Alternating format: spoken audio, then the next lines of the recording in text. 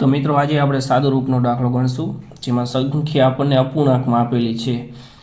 તો જ્યારે સંખ્યા અપૂર્ણાંકમાં આપેલી છે તો સૌપ્રથમ આપણે 8 લખી નાખશું.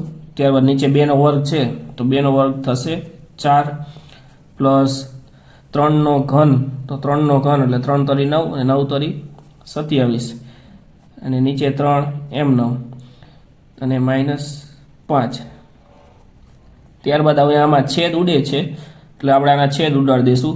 તો 4 દુ 8 અને 3 9 27. તો હવે આપણે બીજી વાર આ સંખ્યા લખી નાખશું. 2 પ્લસ અહીંયા વધ્યા 9 -5. તો અહીં 2 અને 9 બે પ્લસ છે એટલે આ બેનો સરવાળો કરશું એટલે 2 9 11 અને -5. 11 માંથી 5 જાય તો જવાબ આવશે 6.